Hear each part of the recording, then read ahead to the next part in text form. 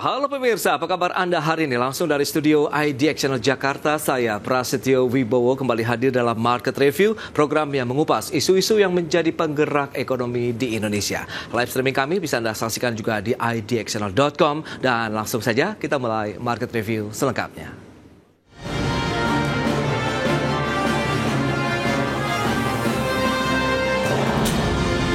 Ketika suatu perusahaan menjadi perusahaan tercatat, setiap keputusan tidak lagi mempertimbangkan kepentingan pemilik dan manajemen, namun juga kepentingan publik. Oleh sebab itu, perusahaan publik harus memiliki komisaris independen yang akan menjaga kepentingan publik dalam setiap pengambilan keputusan strategis. Ya, untuk membahas tema kali ini sudah hadir bersama saya di studio IDX Channel bersama dengan Bapak Bagus Abimanyu Lulu. Beliau adalah komisaris independen PT Segar Kumala Indonesia Tbk dengan kode sahamnya BUA. Ya, selamat pagi Pak Bagus. Selamat pagi Mas. Apa kabar Pak? Baik Pak. Baik, terima kasih juga atas waktu yang disempatkan. Ini menarik kalau kita bicara mengenai peran, kemudian kehadiran seorang komisaris independen dalam suatu perusahaan publik ataupun terbuka begitu ya, tercatat di Bursa Efek Indonesia. Tapi sebelum membahas lebih jauh dari kacamata seorang komisaris independen, bagaimana sih review Anda, pandangan Anda terkait dengan kondisi ekonomi, dunia usaha sampai saat ini nih Pak Bagus? Iya, jadi kalau kondisi ekonomi dan dunia saat ini menunjukkan pertumbuhan yang positif ya.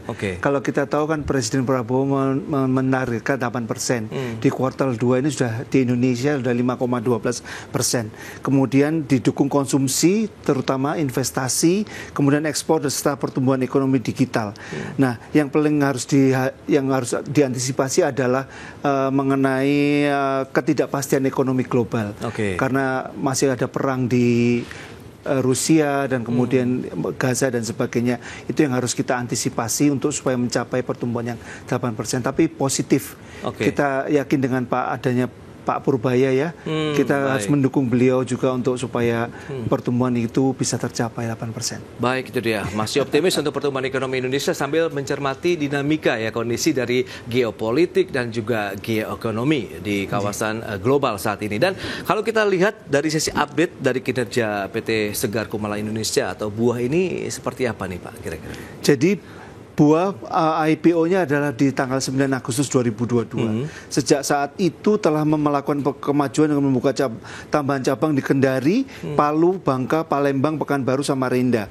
Sampai dengan tahun 2025 ini telah membuka cabang baru juga di Ternate dan Jayapura. Jadi total cabangnya saat ini setelah sudah memiliki 18 cabang dan telah memiliki kapasitas total penyimpanan sebesar 8.405 ton. Dan dilengkapi dengan 88 unit kendaraan mobil berpendingin. Jadi hasil IPO-nya digunakan untuk membuka cabang dan membuka tempat penyimpanan dan juga kendaraan berpendingin. Nah, kalau berbicara dari laporan keuangan, saya sendiri kan mereview ya, setiap 3 bulan report mau rilis itu melakukan review.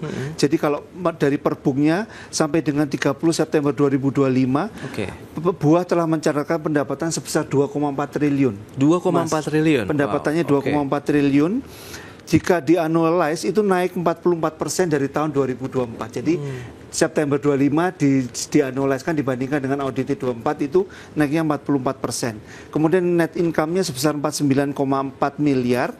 Bila di-annualize itu adalah 86% kenaikannya dibanding tahun 2024. EPS diperkirakan annualize sebesar Rp65,8. Jadi itu terjadi kenaikan juga 86% sama dengan net income-nya bila dibandingkan dengan tahun 2024. Nah, untuk asetnya per 30 September 2025 adalah sebesar 518,9 miliar dengan ROA-nya 16%, return on asset. Kemudian ekuitas sebesar 218,7 miliar. Jadi setengah dari total aset itu bentuknya ekuitas. Kira-kira begitu. Dengan ROE sebesar 34%. Dan historically setiap tahun melakukan pembayaran dividen. Jadi yang punya saham BUA ditunggu mungkin. Iya, karena ini termasuk rajin memberikan dividen. Nah, ini yang ditunggu-tunggu sebenarnya oleh investor. Ini menarik. Nah, lantas kalau kita bicara mengenai perusahaan publik, berarti kan dari komisaris independen begitu di sana ya, Pak Bagus. Nah, lantas mungkin bisa dijelaskan juga kepada pemirsa seperti apa sih definisi kemudian peran dari komisaris independen dalam suatu perusahaan publik ataupun tercatat di Bursa Efek Indonesia seperti BUA ini? Iya. Jadi ketika perusahaan menjadi perusahaan yang terbuka, di dalamnya kan pastinya ada founder ya. Jadi itu adalah founder, pastinya pemegang saham mayoritas. Kemudian dipegang juga oleh publik. Nah, kalau pemegang saham mayoritas atau founder itu biasanya dia memilih komisarisnya. Berarti artinya dekat dengan founder. Kemudian lah kalau gitu yang publik siapa yang mewakili? Nah, itulah adalah komisaris independen seperti saya ini yang benar-benar independently, tidak ada hubungan dengan founder, tidak ada hubungan dengan manajemen, tidak ada hubungan dengan tidak punya transaksi apapun dengan perusahaan tersebut. Jadi saya bisa independen dan saya bisa objektif. Kira-kira begitulah perbedaannya antara komisaris biasa dengan komisaris independen. Itu dia ya, terkait dengan perbedaan antara komisaris independen dengan komisaris lainnya begitu ya, Pak Bagus ya. Dan diharapkan dengan menjadi saya objektif itu, saya menjadi penengah antara untuk mereview keuangan, mereview strategi, mereview operasi, dan good corporate governance dipastikan bisa terjadi di perusahaan TBK tersebut.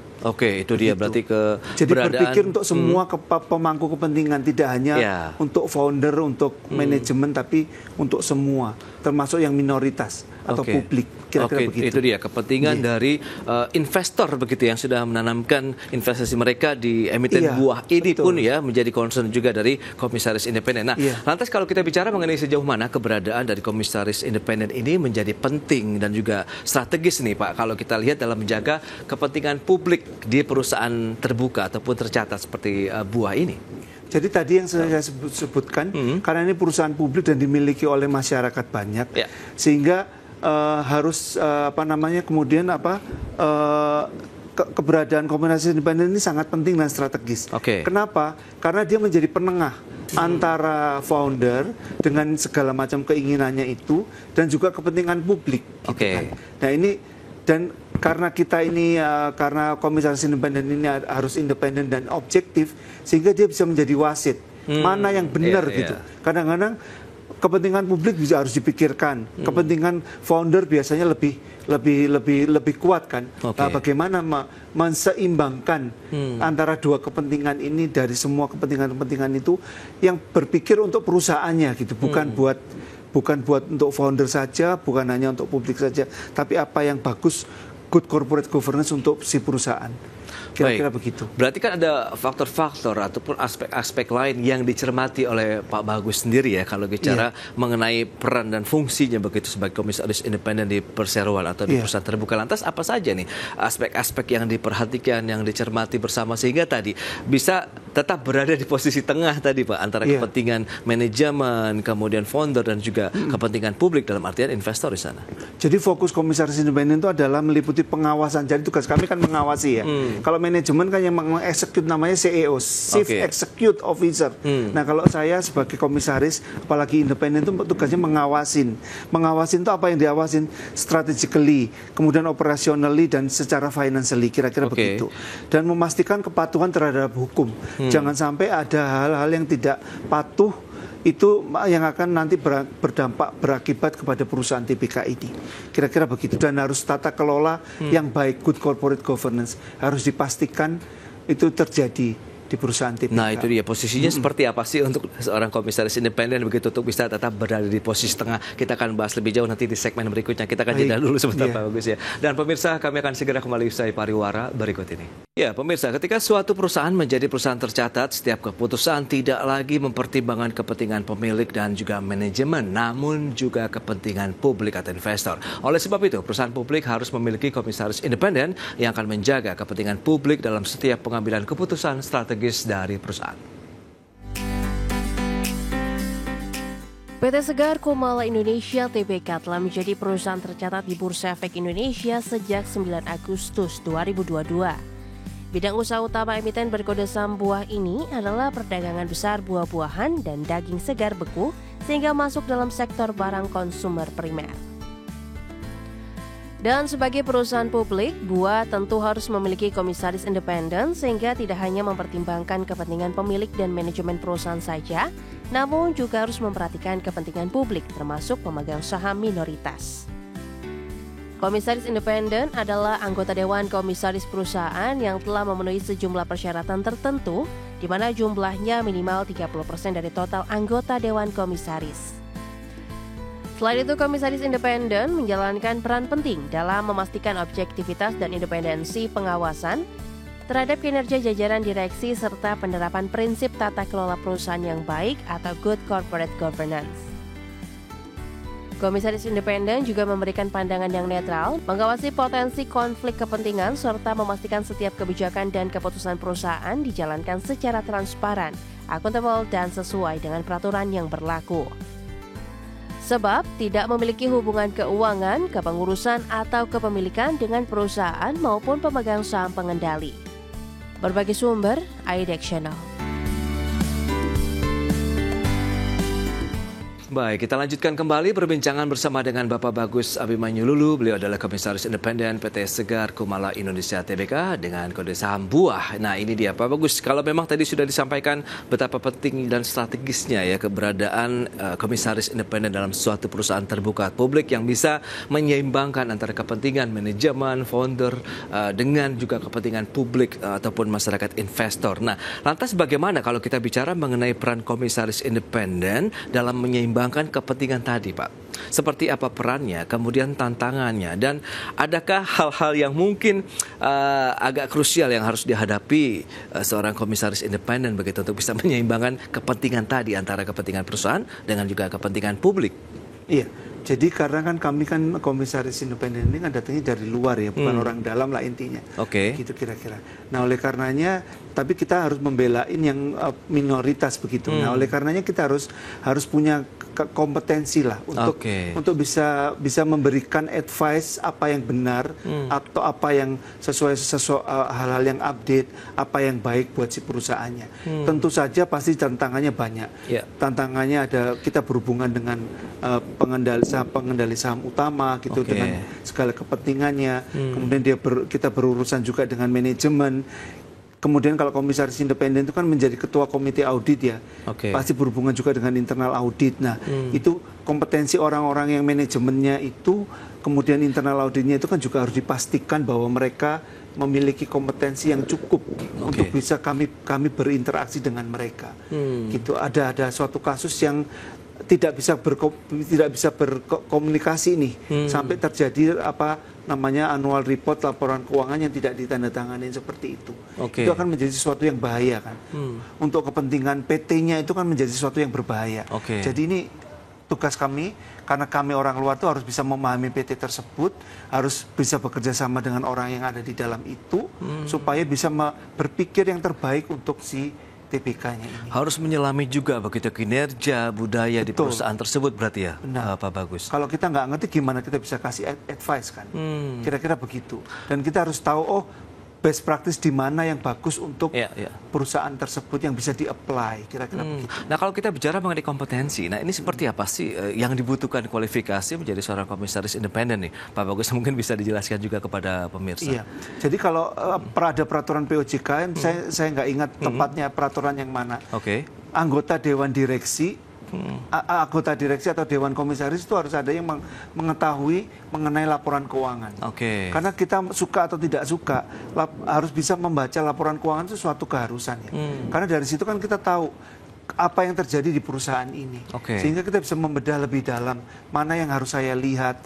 Kita bisa berkomunikasi dengan internal audit, apa yang harus di dalam meeting itu, apa yang harus dilaporkan, apa yang harus diberikan solusi, apa yang harus diprioritaskan untuk dikerjakan terlebih dahulu. Kira-kira seperti itu. Nah, kalau bicara mengenai komunikasi dengan manajemen, kemudian bagaimana apabila ingin mengambil suatu keputusan ini, polanya akankah ada meeting bersama, duduk bersama, atau bagaimana sih sehingga keputusannya tetap tadi seimbang antara kepentingan tujuan perseroan juga dengan kepentingan publiknya? Biasanya yang kami lakukan adalah setiap bulan itu kami bertemu dengan karena kan komisaris independen ini menjadi ketua komite audit. Nah, komite audit itu nanti ada meetingnya setiap bulan. Di dalam meeting setiap bulan itu terjadilah report dari internal audit. Nah, awal-awal itu banyak yang mereport itu sesuatu hal yang bagus. Nah, kita bingung lah, ngapain juga direport sesuatu yang bagus gitu. Reportlah kepada kita sesuatu yang perlu diperhatikan. Karena saya dulu adalah auditor di Andersen dan kemudian menjadi EY. kepandaian seseorang itu dilihat dari temuan adjustment-nya. Oh, baik. Nah, itu artinya kan bisa menggali apa yang tidak benar, apa yang tidak tepat atau tidak akurat sesuai dengan peraturan. Dan ada tren baru di internal audit. Jadi internal audit itu bukan menjadi petugas pemadam kebakaran. Sesudah yang terjadi kebakaran baru bingung, baru repot. Tapi memikirkan, melihat semua governance yang ada di PT ini, apa yang bisa diperbaiki, apa yang bisa dimitigasi sebelum kebakaran tersebut terjadi. Dan bahkan ekstrimnya, internal audit itu bisa menjadi pelaku bisnisnya. Jadi yang bagian sales atau bagian apa yang di depan atau bagian accounting dirotasi gitu, Mas Prasetyo. Jadi supaya internal audit bisa memahami kesusahan-kesusahan apa yang first line defense itu. Begitu pula yang orang yang melakukan itu dirotasi menjadi internal audit. Dia bisa melihat dari sisi yang memeriksa. Kira-kira seperti itu.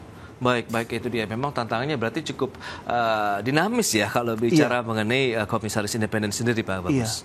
Baik, nah lantas kalau kita bicara mengenai pandangan Anda terkait dengan regulasi di Indonesia ya, terkait dengan keberadaan ataupun peran dari komisaris independen sendiri itu di perusahaan publik seperti apa nih, Pak Bagus, pandangan Anda? Jadi kalau komisaris independen itu diatur di Undang-Undang PT nomor 40 tahun 2017, 2007 di pasal 120. Itu undang-undang PT, jadi secara undang-undang. Kemudian ada POJK-nya, POJK 33 tahun 2014 mengenai direksi dan dewan komisaris emiten atau perusahaan publik. Karena kan kalau komisaris independen itu adanya cuma di perusahaan emiten atau perusahaan publik yang mewakili yang publik dan mewakili yang minoritas itu. Di pasal 20-21. Dan kemudian ada satu lagi di POJK 55 tahun 2015 mengenai komite audit. Karena komisaris independen ini sekaligus menjadi ketua komite audit. Jadi diharapkan auditornya yang memimpin ini orang yang independen. Jangan orang yang pastinya internal auditnya orang di bawah manajemen ya. Tapi harus yang mengarahkan, yang mengawasi itu harus orang yang independen. Oleh karenanya komisaris independen otomatis menjadi ketua komite audit. Itu dia beberapa poin yang memang perlu diperhatikan. Nah, lantas kalau memang dari sisi regulasinya sudah sudah tepat, begitu tinggal pelaksananya seperti apa? Lantas harapan terhadap peran dari komisaris independen sendiri dari era environment seperti saat ini, kemudian ESG saat ini, kita bahas lebih jauh nanti di segmen berikutnya. Kita akan jeda kembali lagi sebentar ya Pak Bagus. Baik pemirsa, tetaplah bersama kami. Ya, Anda masih menyaksikan Market Review dan kita lanjutkan kembali perbincangan menarik ini bersama dengan Bapak Bagus Abimanyu Lulu. Beliau adalah Komisaris Independen PT Segar Kumala Indonesia Tbk dengan kode emitennya Buah. Nah ini Pak Bagus, kalau kita bicara mengenai harapan, kalau tadi kita sudah lihat dari sisi regulasinya sudah cukup ketat dan cukup mumpuni dengan kondisi saat ini untuk bisa bagaimana peran serta Komisaris Independen untuk bisa menjaga juga kinerja dari perusahaan terbuka seperti Buah ini. Nah, lantas harapan Anda kalau kita lihat peran komisaris independen di era environment, social governance, ESG saat ini tuh seperti apa sih keberadaannya? Jadi begini, saat ini terutama ESG tentang keberlanjutan itu orang mungkin sudah tidak melihat lagi PNL atau tidak melihat lagi aset. Itu memang dilihat, tapi mereka juga melihat mengenai tata kelolanya, akuntabilitasnya, transparansinya. Nah, itu sekarang banyak alat yang bisa dilakukan sebetulnya untuk dikerjakan untuk TBK ini. Misalnya contohnya kalau ESG itu kan sekarang sudah ada pernyataan standar pengungkapan keberlanjutan yang diisut oleh IAI. Kalau di internasional sudah ada IFRS 1 dan IFRS 2, di mana mereka harus membuat report keberlanjutan itu. Suatu PT ini misalnya dia menghasilkan emisi karbon berapa, dampak iklim terhadap dia itu seperti apa. Nah itu tuh harus dilaporkan. Dampak-dampak seperti yang tadi saya bilang itu jangan kebakaran menjadi pemadam kebakaran, tapi sebelum itu terjadi itu sudah dilaporkan, sudah diantisipasi. Basically seperti itu. Nah selain itu juga ada banyak namanya sekarang, kalau di Amerika saya dulu auditornya Indosat dan Telkom, listed di US itu ada yang namanya ICOVR, Internal Control Over Financial Reporting. Oke. Jadi kalau yang kita lihat sekarang itu kan opini itu untuk laporan keuangannya. Laporan keuangannya sudah wajar. Kira-kira 95% betul lah, tidak 100%. Tapi kalau waktu itu sejak kasus Enron, ada yang namanya ICOVR. Jadi diminta di assurance untuk proses membuat laporan keuangan sampai menjadi angka-angka itu. Jadi itu sebetulnya untuk menghindari yang seperti kasus e-fishery. Kita kan bingung ya, di audit tapi tiba-tiba ternyata fraudulent reporting gitu kan. Nah dengan ICOVR itu prosesnya sampai dari mulai invoice sampai dicatat sampai jadi laporan keuangan itu dites, digambar, kemudian di situ ada risiko, ada kontrol, kontrolnya dicek oleh auditor, kemudian diberikan opini efektif atau tidak. Jadi kalau kita lihat ke US SEC itu TBK itu sudah 2 reportnya, opininya atas kewajaran laporan keuangan maupun internal control over pelaporan keuangan. Itu ICOVR, which is di BUMN baiknya, puji Tuhannya sudah keluar namanya Per nomor 2 tahun 2023. Mewajibkan BUMN itu harus punya opini ICOVR. Gitu kira-kira seperti itu. Dan yang terakhir sekali ini yang kemarin 2 hari yang lalu baru saya dapat meskipun sudah efektif 19 September 2025, itu adalah peraturan pemerintah mengenai pelaporan keuangan, di mana diminta penyusun laporan keuangan itu adalah harus yang orang yang certified, sertifikasi. Jadi tidak sembarang orang bisa melakukan laporan keuangan.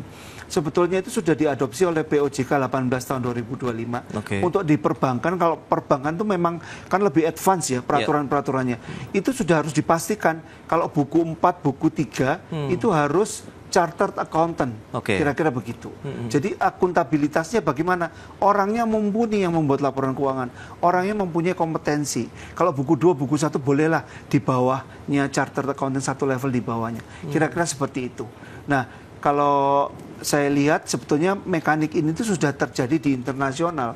Kalau bukan chartered accountant itu tidak bisa menjadi CFO, tidak bisa membuat laporan keuangan. Nah, itu gara-gara Undang-Undang P2P SK ya, penguatan sektor jasa keuangan turunannya menjadi peraturan pemerintah AP 43 tahun 2025 ini. Itu sangat baik sekali untuk akuntabilitas, dan itu menjadi peran komisaris independen untuk memastikan orang-orang yang bekerja di dalam, tadi kan kita berinteraksi dengan orang ya.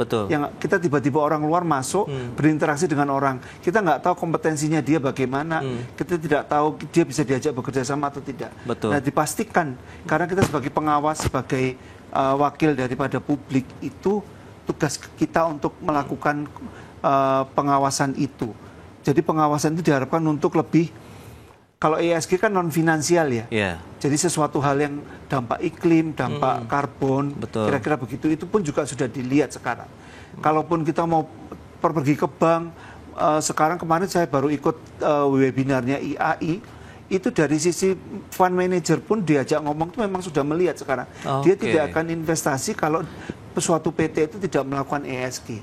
Jadi itu suka nggak suka, mau nggak mau, itu sudah harus ditelan gitu, dan harus diimplementasikan, kira-kira begitu. Menjadi standar umum, menjadi standar umum, mulai berlaku 1 Januari 2027. Baik. Oke. Nah, lantas bagaimana kalau kita lihat perusahaan publik ini ya seperti buah begitu, bisa meningkatkan lagi, kemudian bisa memperkuat lagi tata kelolanya agar lebih transparan, akuntabel, kemudian juga sesuai dengan harapan publik tentunya nih, Pak Bagus. Nah, yang tadi yang saya bilang, buah ini kemarin sudah saya kenalkan dengan yang mengenai ESG. Karena kan masih 2027 ya. Jadi masih punya waktulah 2026. Jadi ada kebetulan alumni sekolah saya itu namanya Center ESG dipimpin oleh Profesor Iman Hariawan. Hariawan itu dia bisa melakukan kayak checklist gitu. Perusahaan ini kira-kira butuhnya apa gitulah kira-kira. Butuhnya seperti apa bisa dilakukan itu, karena kemarin baru terjadi meeting nasional ESG ya kalau nggak salah. Saya diundang karena sebagai perwakilan TBK udah hadir. Itu bagus tuh itunya. Ada bukunya, kemudian si Center ESG itu bisa melakukan checklist lah. Kayak melihat kayak diagnosa gitu, kayak dokter itu sakitnya apa gitu. Jadi nanti bisa ditemukan obatnya seperti apa. Yang saat ini menjadi PR itu adalah reporting, bagaimana melakukan report kepada ESG itu. Karena belum ada contohnya di luar negeri, baru berlaku di 2025. Mungkin baru available di 2002 awal 2026. Kira-kira begitu. Terakhir optimisme Anda nih Pak Bagus melihat dengan beberapa tadi rekomendasi Anda berikan sebagai seorang komisaris independen ya terhadap perseroan penerapan ESG, bagaimana governance ini benar-benar mutlak ya, keniscayaan yang harus diterapkan juga di setiap perusahaan termasuk buah. Anda melihat bagaimana optimisme dari buah sendiri begitu ke depan? Nah, puji Tuhannya manajemen buah ini sangat kooperatif ya.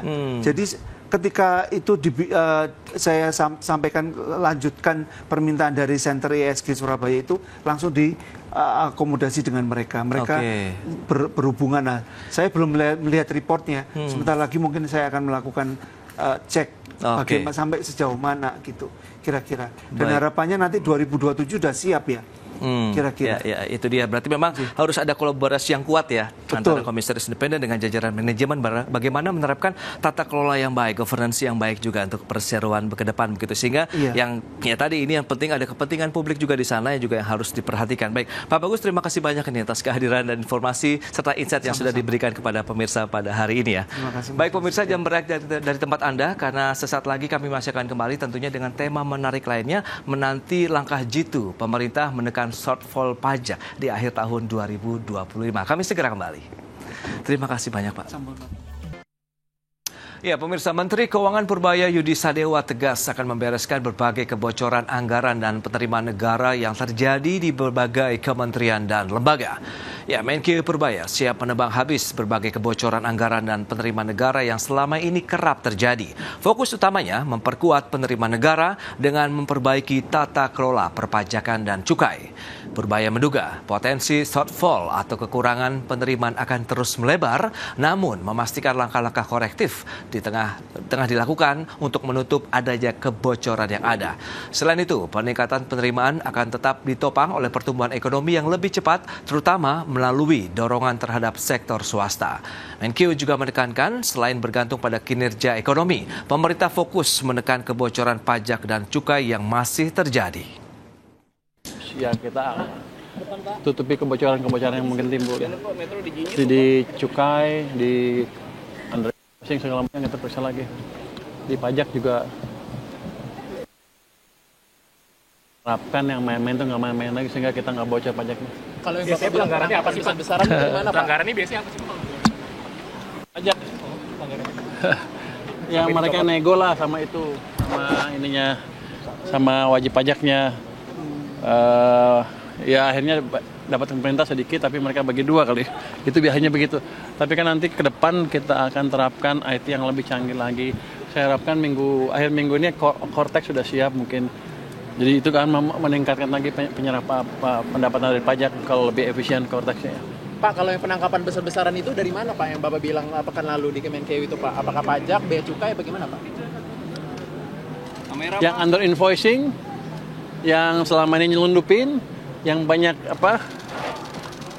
tekstil, baja, segala macam, itu kan sudah ada nama-nama pemainnya kan, tinggal kita pilih. Ya, pemirsa, untuk membahas tema menarik kita kali ini, menanti langkah jitu pemerintah tekan shortfall pajak di akhir tahun 2025, kita sudah tersambung melalui Zoom bersama dengan Bapak Peter Abdullah. Beliau adalah Direktur Program dan Kebijakan Prasasti Center for Policy Studies, dan juga Mas Arief Rohman Said Putra. Beliau adalah Ketua HIPMI Tax Center. Langsung saja kita sapa ini. Halo Pak Peter, apa kabar Pak?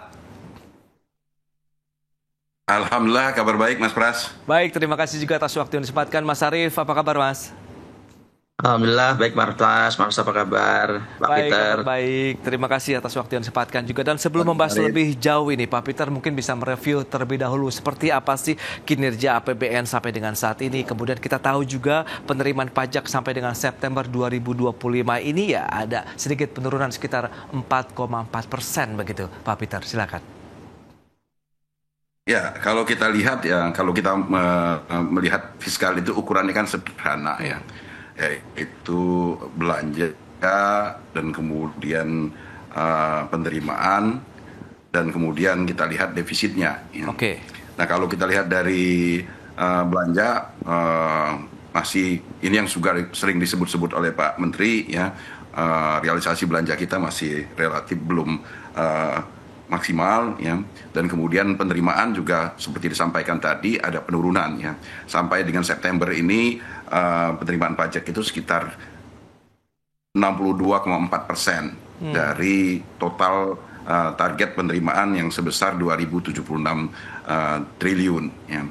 Dan ini kalau kita bandingkan pada bulan Agustus ya, Agustus itu awal Agustus masih baru penerimaan pajak baru 45%. Jadi ada percepatan pada periode Agustus sampai September, dan memang ini adalah siklus yang biasa terjadi di sisi penerimaan APBN kita, di pajak kita, yang kita harapkan nanti pada akhir tahun itu bisa mendekati target 100% dari target 2.076 triliun tersebut ya.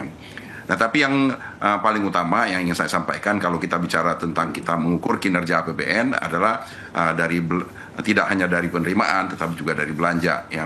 Belanja ini yang perlu juga terus disupport ya, dipush, didorong agar supaya belanjanya itu bisa maksimal dan efektif sehingga bisa membantu mendorong pertumbuhan ekonomi kita ya.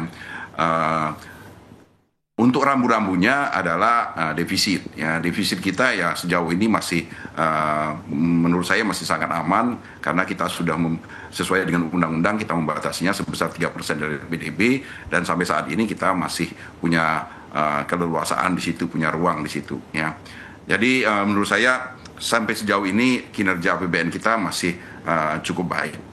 Oke, kinerja APBN masih cukup baik begitu. Dari kacamata pelaku usaha, Himitex Center, Mas Arief melihat bagaimana dari sisi realisasi penerimaan pajak begitu yang tadi sudah disampaikan ada penurunan sekitar 4,4% secara tahunan. Menurut Anda masih ada ruang bisa kita kejar begitu atau tantangannya juga ya akan seperti ini terus begitu, dalam artian ya seperti dikhawatirkan bersama begitu shortfall pajak berpotensi akan terjadi lagi?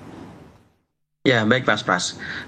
Memang kalau kita bicara shortfall pajak di 2025, ini pemerintah pun kan sudah mengakui sebenarnya bahwa kenapa outlook-nya adalah tadi 2076, karena memang itu sudah disesuaikan dengan kondisi, dan itu turun dari target sebelumnya. Jadi outlook-nya itu sekitar 90, terakhir itu 94,8%. Jadi kalau tadi Pak Peter sampaikan bahwa capaian kita sampai dengan per September itu 62, itu dari outlook kita.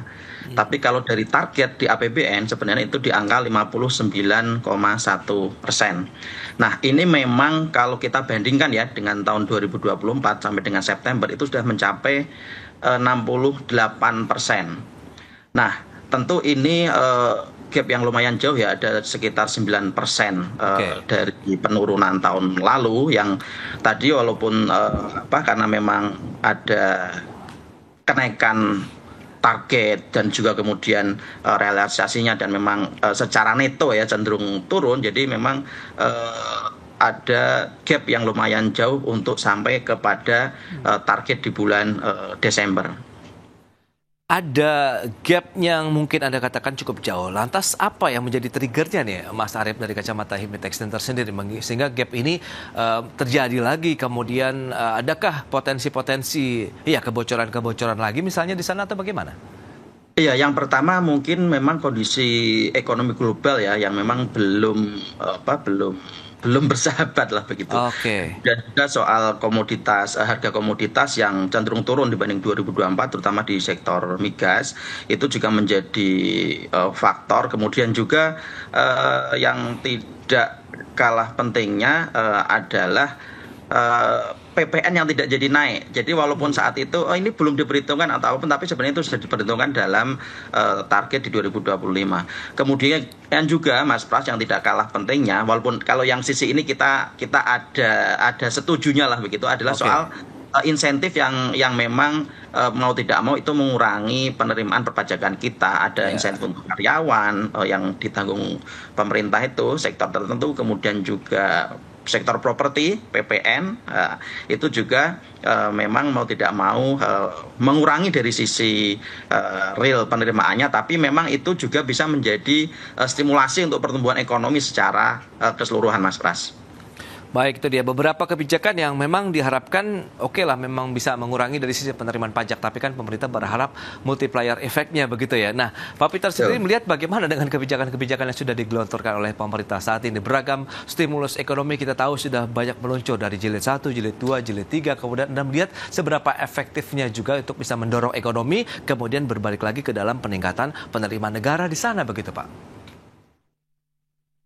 Nah, sebenarnya yang menarik itu adalah shifting kebijakan ya, karena kita ini kan punya menteri baru ya. Jadi kalau saya diminta untuk mengomentari kebijakan itu nggak bisa kita lepas dari shiftingnya ya.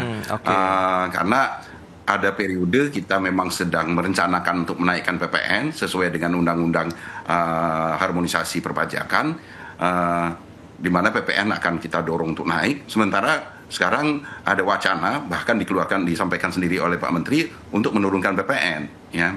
Jadi ini yang harus kita lihat adalah perspektif bagaimana adanya shifting nantinya di dalam konsep berpikir paradigma perpajakan ini. Ya. Nah, bagi saya sendiri, saya sangat suka ya dengan wacana yang dimunculkan untuk menurunkan, melonggarkan pajak ya, karena kalau kita lihat, ya, justru penurunan penerimaan pajak ini terjadi ketika kita menaikkan tarif pajak. Ketika kita menaikkan tarif pajak, PPN kita naikkan, justru tahun ini kita mengalami penurunan penerimaan pajak, ya, pertumbuhannya. Jadi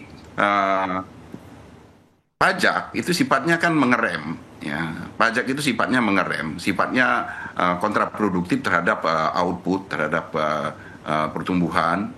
Dan kalau ketika dia output itu menurun, sebenarnya itu berarti dia akan menurunkan potensi pajak itu sendiri. Ya. Jadi yang sekarang ini yang mungkin perlu kita lihat adalah upaya dari Menteri Purbaya untuk mengatasi permasalahan-permasalahan tata kelola, baik itu di Dirjen Pajak maupun di Bea Cukai, yang diharapkan nanti bisa mendorong penerimaan pemerintah, ya, penerimaan di APBN. Sementara di sisi lain, Pak Menteri sendiri berwacana untuk menurunkan pajak, ya, atau melonggarkan pajak. Nah, pemikiran ini yang menurut saya ini bagi saya, ya, dalam perspektif saya itu positif sekali. Karena di satu sisi kita bisa mendorong penerimaan, tetapi di sisi lain kita bisa mendorong pertumbuhan ekonomi, mendorong ekonomi, output yang lebih besar, ya, dan itu pada gilirannya kita tidak, di satu sisi kita tidak mengorbankan ekonomi, tapi di sisi lain kita masih bisa mempertahankan penerimaan dari pemerintah yang ujung-ujungnya bisa menjaga defisit fiskal kita. Baik, itu dia. Jurus jitunya seperti apa Pak Peter dan juga Mas Arief kalau kita bicara bagaimana menyeimbangkan antara menjaga pertumbuhan ekonomi, tapi di satu sisi kita bisa meningkatkan penerimaan negara juga. Kita bahas nanti di segmen berikutnya. Kita akan jeda dulu sebentar ya Pak Peter dan juga Mas Arief. Dan pemirsa, kami akan segera kembali sesaat lagi. Ya, terima kasih Anda masih bergabung bersama kami dalam Market Review, pemirsa. Dan berikut ini kami akan sampaikan sejumlah data. Kita akan cermati bagaimana kinerja dari penerimaan pajak dari rentang waktu Januari sampai dengan September 2025. Selengkapnya bisa Anda saksikan di layar televisi. Nah, ini dia.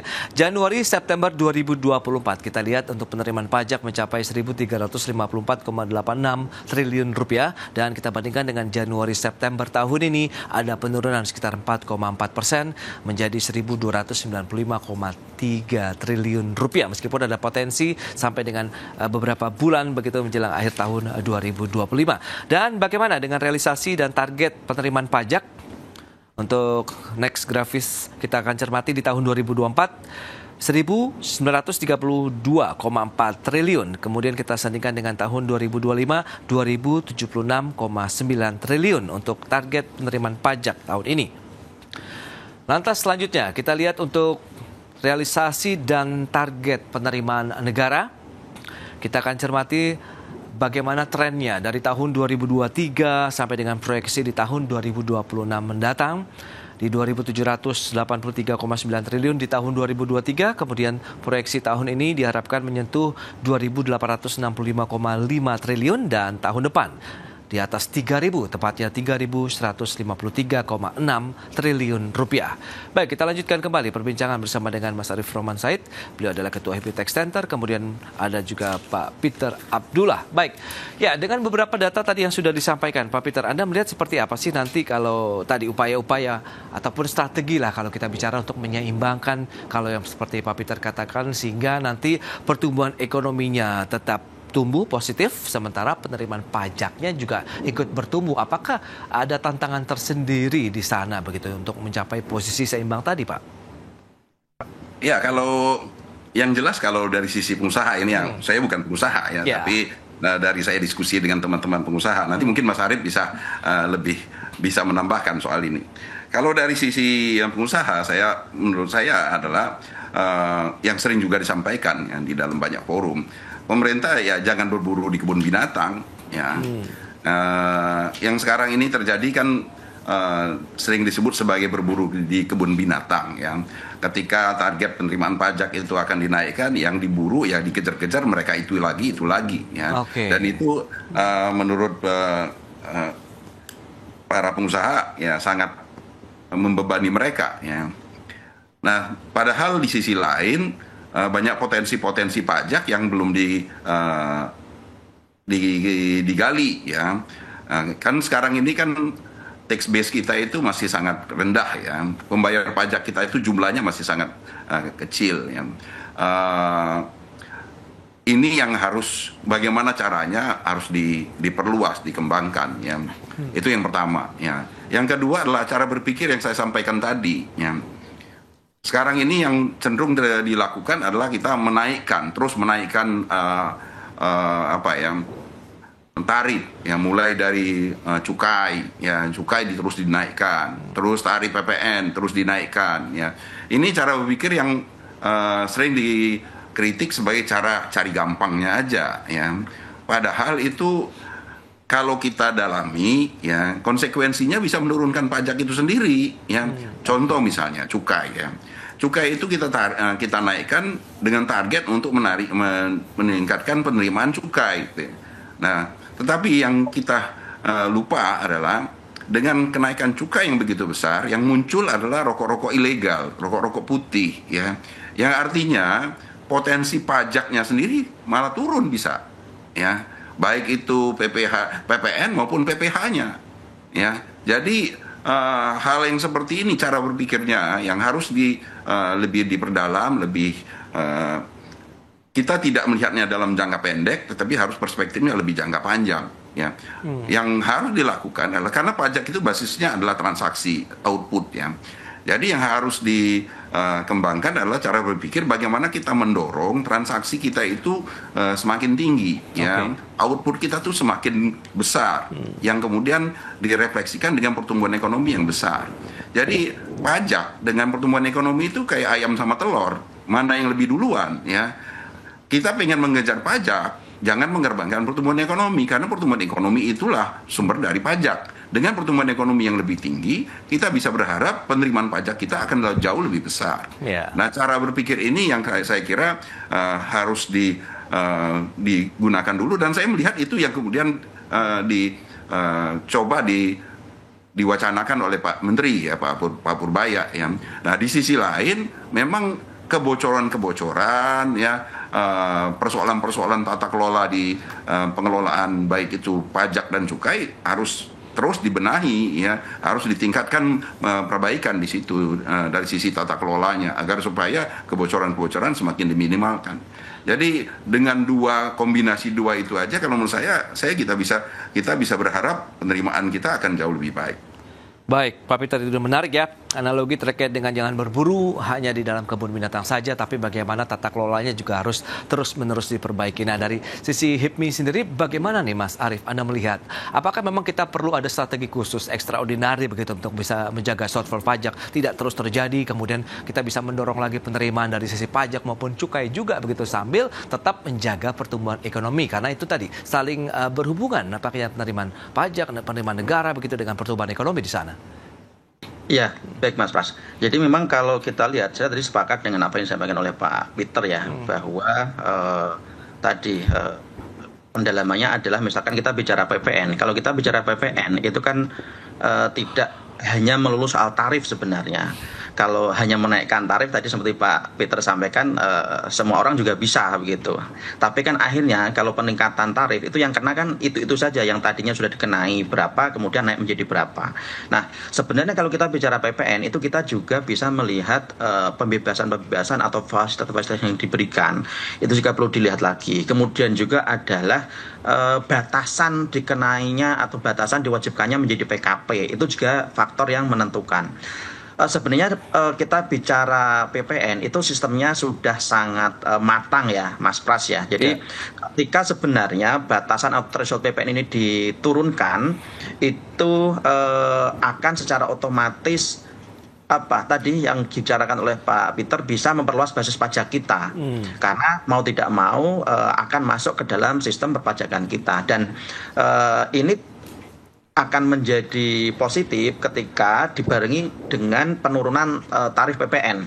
Jadi tarifnya diturunkan, tapi untuk memperlebar basis pajaknya, thresholdnya itu diturunkan juga. Kalau sekarang 4,8, nanti ya dikaji lah bahwa itu bisa diturunkan gitu. Tapi kalau tarifnya tetap atau cenderung naik, kemudian terusnya diturunkan, itu juga tidak sehat juga begitu Mas. Tadi kan kita bicara mencari keseimbangan tadi ya. Iya. Kemudian juga yang menjadi catatan adalah kita bicara tahun 2025 ini kan banyak terjadi pengetatan anggaran. Itu juga sangat-sangat berpengaruh Mas Pras. Dan ini di akhir tahun ini ketika dirilis banyak anggaran, mudah-mudahan juga akan ada pengaruhnya terhadap penerimaan perpajakan kita karena basisnya adalah tadi yang seperti Pak Peter sampaikan adalah transaksi.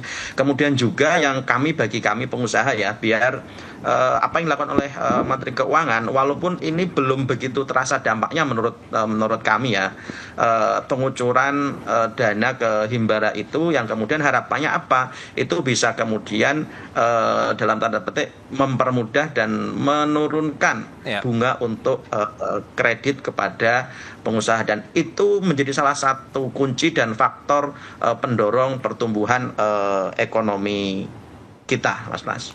Ya, tapi Anda melihat bagaimana dengan kondisi tadi begitu untuk menyeimbangkan, sementara di satu sisi kan kita harus juga menjaga daya beli masyarakat. Berarti beragam kebijakan yang seperti Anda singgung tadi begitu, apakah terefleksi bisa di tahun ini kah atau kita harus menanti waktu yang agak lebih panjang lagi begitu Mas Arief? Contoh tadi misalkan seperti yang sudah dilakukan ya, kebijakan sudah dilakukan dengan mengucurkan ke Bank Himbara, saya kira itu tidak akan begitu berdampak untuk tahun ini Mas Pras. Karena tentu butuh waktu untuk uang yang masuk ke bank itu bisa benar-benar masuk ke dalam sektor real kita. Walaupun kalau kita dengarkan kemarin paparan dari Pak Purbaya dan juga Pak Wamen ketika di konferensi pers APBN kita untuk per September itu kan semua kondisi atau indikator ekonomi itu relatif membaik. Kepercayaan investor, kemudian juga belanja masyarakat masih ekspansif, kemudian juga konsumsi listrik yang meningkat, yang itu menjadi indikator bahwa produksi manufaktur juga ini juga membaik dan meningkat begitu. Tapi memang ini tidak akan begitu berasa dampaknya di sisa tahun ini begitu Mas Pras. Karena memang ya berarti memang masih ada potensi shortfall pajak lagi, tapi sambil terus dibenahi begitu ya, bagaimana nanti mungkin sampai dengan akhir tahun shortfallnya tidak besar dibandingkan dengan momen apapun periode-periode sebelumnya begitu ya. Baik Mas Arief, Pak Peter, terima kasih banyak atas informasi, update dan juga insight yang sudah diberikan kepada pemirsa terkait dengan bagaimana upaya-upaya pemerintah untuk bisa mengurangi lagi shortfall pajak di tahun 2025 ini. Selamat melanjutkan aktivitas Anda kembali, salam sehat, sampai berjumpa kembali Pak Peter, Mas Arief, terima kasih. Terima kasih. Ya. Baik pemirsa, 1 jam sudah saya menemani Anda dalam Market Review dan perbarui terus informasi Anda hanya di IDX Channel, your trustworthy and comprehensive investment reference. Karena urusan masa depan harus terdepan. Aku investor saham. Ya, saya Prasetyo Wibowo beserta seluruh kerabat kerja yang bertugas pamit undur diri. Terima kasih dan sampai jumpa.